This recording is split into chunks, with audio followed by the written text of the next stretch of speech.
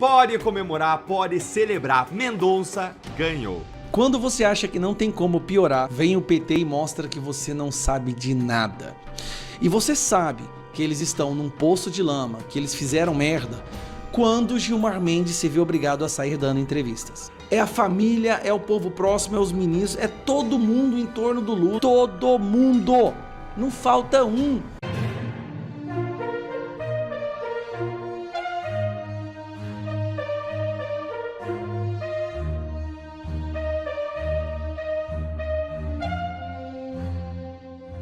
MP eleitoral conclui inspeção nos códigos-fonte da urna eletrônica e sistemas utilizados nas eleições 2026. É isso mesmo. O Ministério Público Eleitoral realizou a inspeção dos códigos-fonte dos sistemas que serão utilizados nas eleições gerais de 2026. A análise, realizada na sede do Tribunal Superior Eleitoral, em Brasília, faz parte das ações promovidas pela Justiça Eleitoral para garantir a transparência, a segurança e a confiabilidade do processo eleitoral. O trabalho foi executado por servidores da Secretaria de Perícia, Pesquisa e Análise da Procuradoria-Geral da República. Vitor Oliveira, perito em Tecnologia da Informação, explica que o código-fonte é o conjunto de instruções escritas em linguagem de programação que define como um programa de computador deve funcionar.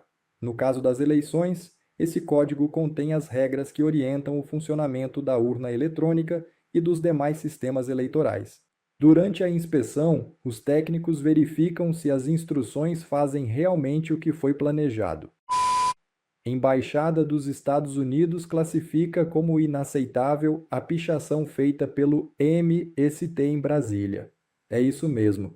Embaixada dos Estados Unidos classificou como inaceitável a pichação feita pelo MST em Brasília. A Embaixada dos Estados Unidos no Brasil classificou como inaceitáveis as pichações feitas por membros do MST nos muros de sua sede em Brasília. O ato ocorreu na manhã de quinta-feira, com frases como "Estados Unidos fazem guerra e lucram com a morte", escritas em português e inglês. O MST afirmou nas redes sociais que a ação foi um protesto contra a indústria da guerra e o imperialismo norte-americano.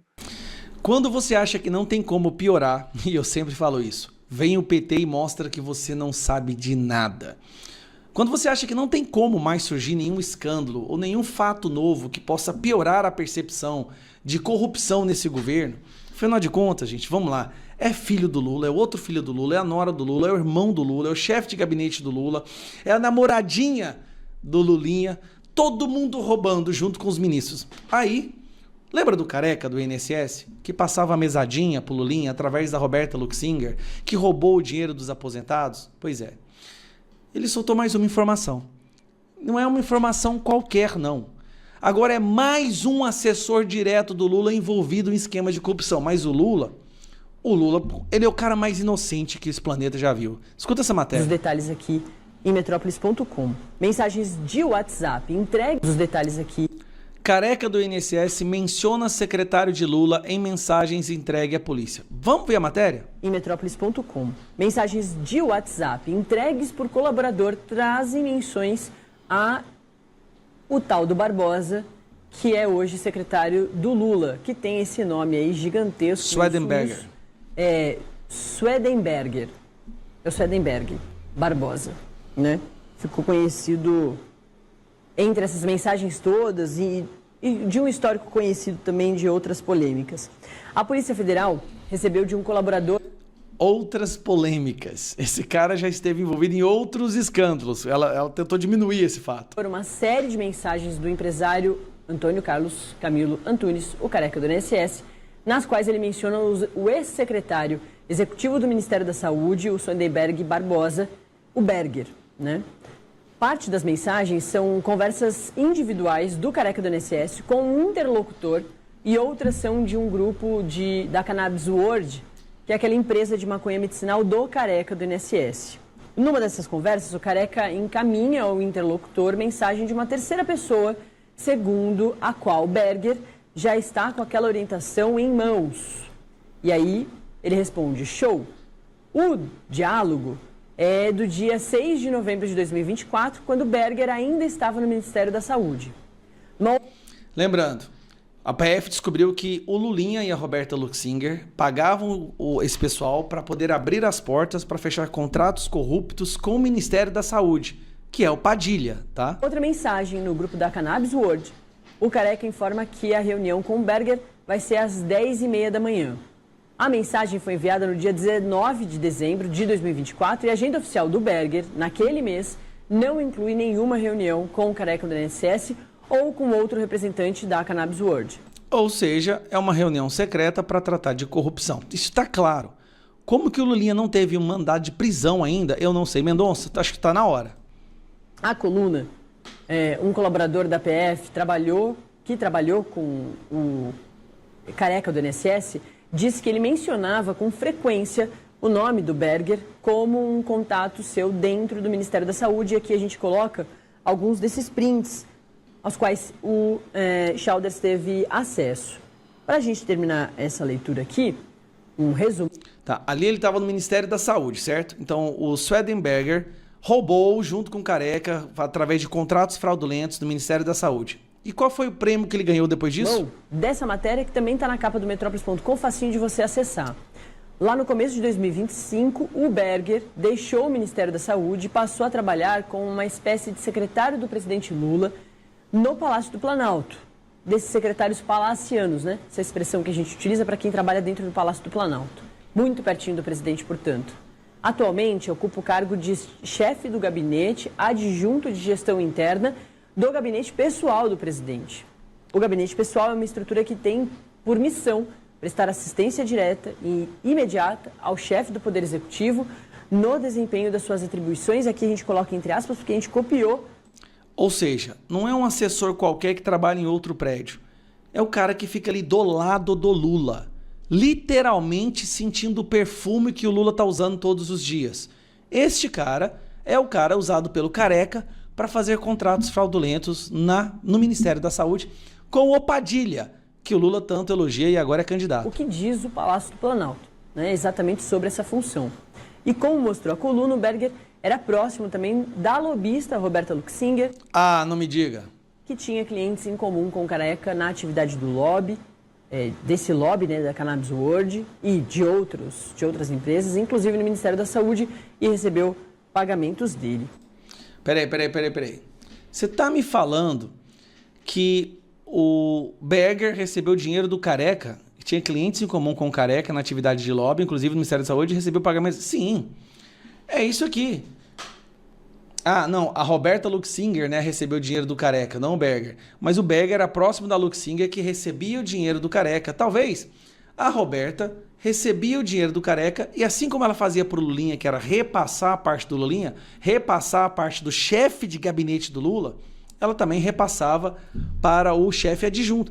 Cara, eu vou te falar uma coisa, nós vamos precisar montar um novo PowerPoint, porque tá confuso. É gente demais. É a família, é o povo próximo, é os ministros, é todo mundo em torno do Lula envolvido em corrupção. Todo mundo. Não falta um. Que mais, meu Deus, você precisa aprender para não votar 13? Desculpa, mas tem que ser muito imbecil para depois de tudo que veio à tona, a pessoa ainda insistir em votar nessa quadrilha, nessa facção criminosa. Ver os ministros do STF tentando defender o indefensável, escalar para fora desse poço de lama que eles criaram, é algo que me dá um profundo prazer. E eu acho que para a maioria dos brasileiros é a mesma coisa. E você sabe que eles estão num poço de lama, que eles fizeram merda, quando Gilmar Mendes se viu obrigado a sair dando entrevistas. Da última vez que ele tentou fazer isso, para tentar justificar absurdos que ele havia falado contra o Zema e outras situações, xenofobia, é quando ele tem que dar entrevista. E ele sempre piora a situação. É impressionante. Na sessão de ontem, Alexandre de Moraes disse que existe jornalista investigativo e existe jornalista investigado. Basicamente, o que ele disse: eu posso mandar investigar qualquer jornalista e cabo com sigilo da fonte. O critério é meu. A imprensa não gostou muito.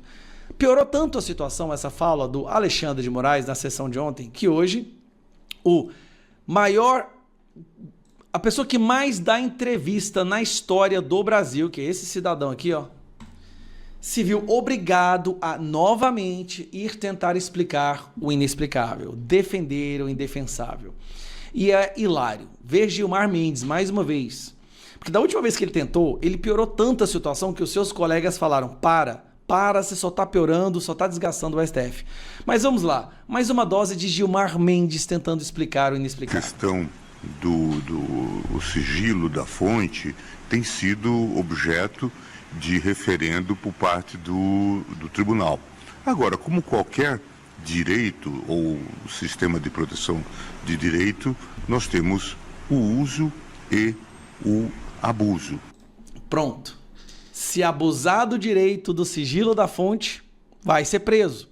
Ou seja, se alguma fonte aí soltar os nossos esquemas de corrupção, ele vai ser preso. Certamente, nós não podemos usar de determinadas prerrogativas para delas abusar ou eventualmente frustrar outros direitos. Aqui, o que se discute, aparentemente, é uma investigação de um crime ou até de crimes mais complexos, de ameaça, chantagem, constrangimento ilegal, e por isso houve esse desenvolvimento.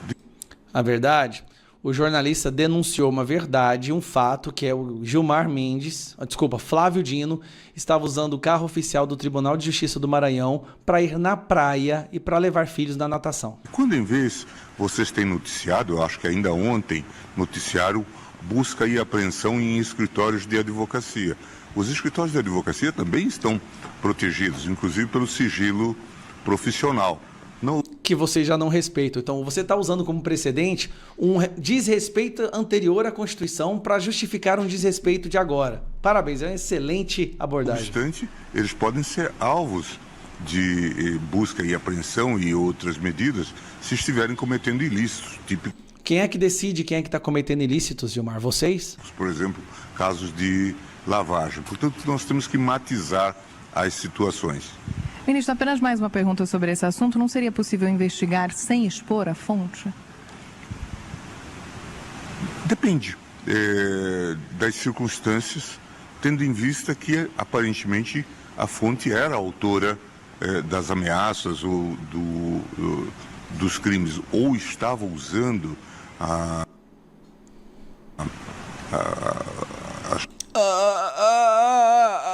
o chamado blogueiro ou aquele que tem A gente vai ter que acreditar na palavra dele, porque está todo em sigilo.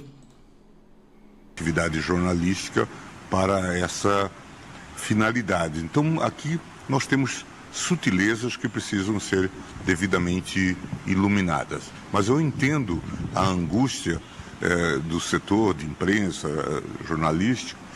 Ainda bem que ele entende. Porque, obviamente, é um dos pilares do Isso, agora elogia a liberdade da imprensa. Vamos. sistema de imprensa livre, e a gente precisa estar atento a tudo isso. Cara, eu não dou conta. Maioria no Senado. Você tem noção do que a gente vai ser capaz de fazer no Brasil quando nós tivermos maioria no Senado, eleito um presidente do Senado, que vai dar abertura de processos de impeachment, que vai fazer CPI do abuso de autoridades, que vai poder colocar novos ministros no STF? Você consegue entender a gravidade disso? A gravidade é simplesmente surreal. Nunca aconteceu no Brasil antes ter uma maioria de direita em nenhuma das duas casas, Câmara dos Deputados ou Senado.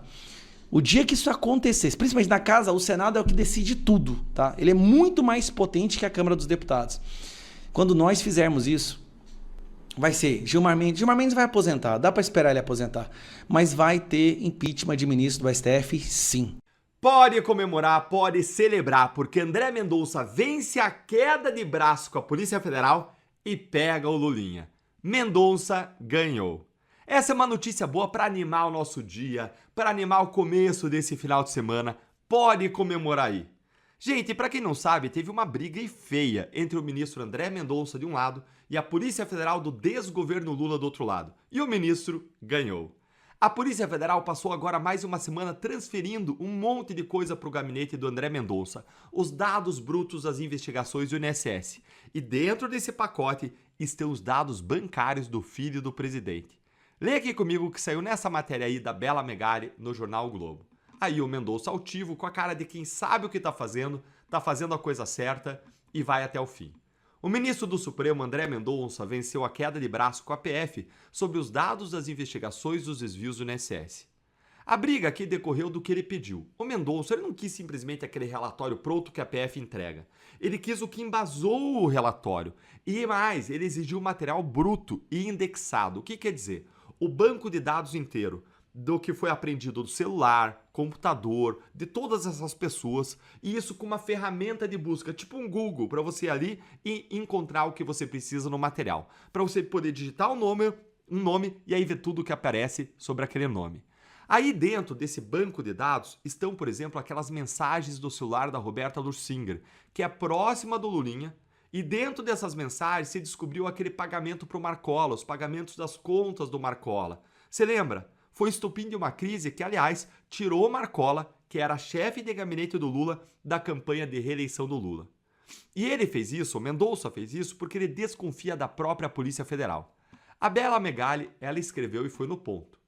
Desconfiado de que integrantes da corporação estariam vazando parte desse material para o Palácio do Planalto e sendo lenientes em algumas frentes, André Mendonça quis ter acesso ao material para fazer uma espécie de monitoramento das investigações da PF. Ou seja, o relator do maior escândalo de desvio de dinheiro de aposentado da história desconfia que gente de dentro da própria PF está entregando a investigação de mão beijada para o Planalto, para o Lula, levando informação para o Lula e pegando leve em algumas frentes, protegendo, brindando. A solução dele não foi reclamar, foi tirar o controle exclusivo de investigação das mãos da PF. E antes de eu te contar como foi que a PF reagiu, e é inacreditável a cara de pau, a desfaçatez, a cumplicidade do diretor da PF do Lula. Mas antes de eu te falar isso, deixa eu te falar 30 segundinhos com você sobre uma coisa que a maioria dos empresários do Brasil não sabe. Que ter CNPJ, ter site, ter rede social, nada disso protege o nome da sua empresa. Nada. O único jeito de garantir que o seu nome do seu negócio é seu de verdade é registrando a marca. E se alguém registrar antes de você, meu amigo, perdeu. Você perde o direito de usar. Por isso, a Move On Marcas, que é patrocinadora aqui do canal, ela é a maior assessoria de registro de marca do Brasil. Mais de 10 mil clientes atendidos, processo 100% digital, rápido, acessível e eles cuidam de tudo para você. Você se preocupa com o que realmente importa, gerar valor com o seu negócio. Acesse agora aí, moveonmarcas.com.br. Você também pode usar o QR Code que aparece aqui na tela ou clicar no link da descrição. Vou repetir, moveonmarcas.com.br. E agora vamos para a reação da PF, gente, que é reveladora. O diretor-geral Andrei Rodrigues, que é o chefe da Polícia Federal indicado pelo Lula, e a cúpula da corporação classificaram a ordem do Mendonça como uma ingerência do ministro. E aí pediram que a Advocacia Geral da União fosse a justiça contra a decisão do Mendonça. Só que a Ju ela não respondeu formalmente, e aí a Polícia Federal entendeu que não tinha saída e cumpriu. A polícia que investiga o roubo dos aposentados, ela pediu socorro, gente, para o governo Lula, para não entregar o material para o juiz que cuida do caso, para não ter que mostrar a investigação para o juiz. Se você não tem nada a esconder, você entrega os dados e pronto. Mas mais do que isso é cumprir a lei, a ordem judicial. Quem briga para não entregar prova está preocupado com o que a prova mostra e está afrontando a justiça. E como a gente viu na Lava Jato, é assim que uma investigação morre. Não é com escândalo, com o investigador pegando leve. Não, desculpa. Não é com escândalo, é sim com o investigador pegando leve. É sim com o papel andando devagar. E é sim com o caso apagando sozinho. De inércia. Inércia. Parado. No STF, as investigações da Lava Jato elas andaram devagar, como se elas tivessem a galope montada sobre uma lesma. Foi isso que aconteceu. O que o André Mendonça fez agora foi tirar essa possibilidade da mesa, foi proteger a operação, porque agora ele tem o banco de dados inteiro nas suas mãos. Me conta aí nos comentários o que você achou dessa estratégia do Mendonça. Se inscreve no canal, clica no sininho, curte o vídeo e vem virar membro para receber análises exclusivas, prioridade nas respostas e apoiar o nosso trabalho de forma intensa. Um grande abraço para você e até o próximo vídeo. Bom, pessoal, esse foi mais um vídeo. Eu espero que vocês tenham gostado. Se vocês gostaram, deixa o like aqui para fortalecer nosso canal. Logo eu volto trazendo mais informações da política para vocês. Um forte abraço, fiquem todos com Deus e até a próxima.